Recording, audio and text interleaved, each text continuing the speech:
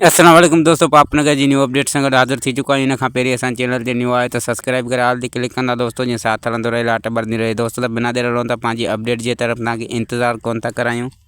दोस्तों हिकु ॿीहर तव्हां लाइ धमाकेदार अपडेट आहे त हीअ वीडियो मिस न कजो दोस्तों। तव्हांखे ॿुधाईंदो वञा त मल्हार जेको आहे हिकु भेरो ॿीहर राबेल खे अर्ज़ु कया, मिनथूं कयूं, मेणियूं कयूं त जेको आहे त पंहिंजे पीउ मिठड़ खे सम्झाए, मां जेको आहे त पंहिंजी अमड़ ऐं भेण खे मोकिलियां थो त हू रिश्ते लाइ हा कनि, छो त तूं न मूंखां सवाइ रही सघंदी आहे, न वरी मां तोखां सवाइ रही सघंदुसि।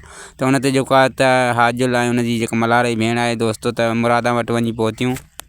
जीअं त तव्हांखे ॿुधाईंदो वञा त मुरादां साफ़ इनकार करे छॾियो ऐं हुन चयो त जीअं मुंहिंजो मुड़ुसु चवंदो तीअं मां कंदसि, ऐं हू राबेल जी शादी कॾहिं बि मल्हार सां थियणु न ॾींदो।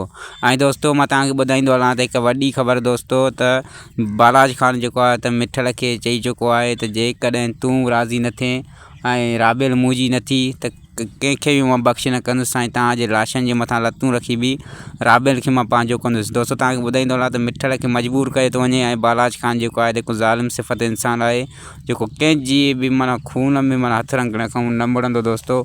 जॾहिं हू पंहिंजे रिश्तनि सां सचो न आहे त हू त हिन जा माना ॻोठ वासी हिकु ग़रीब माण्हू आहिनि, त उन्हनि मां कीअं मुड़ंदो दोस्तों। त जेको आहे मिठड़ बि हाणे सोचण ते मजबूर थींदो, ॾिसूं छा थो करे, ऐं गमदिल बि हुन खां जेको आहे त हाणे छोकिरी राबेल कॾहिं बि न वठंदो दोस्तों।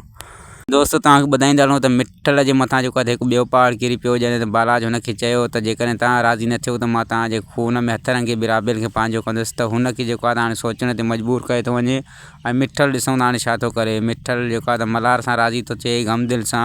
गमदिल त हुनखां संग वठंदो कोन, बाक़ी थी सघे थो त मल्हार खे ॾिए दोस्तों, छो त मल्हार ई आहे हिकु जेको बालाज ख़ान जा टक्कर खाई सघे थो दोस्तों। उमेद आहे त हीअ वीडियो तव्हांखे पसंदि आई हूंदी। वीडियो पसंदि अचे त लाइक सब्सक्राइब शेयर ज़रूरु कंदा दोस्तों।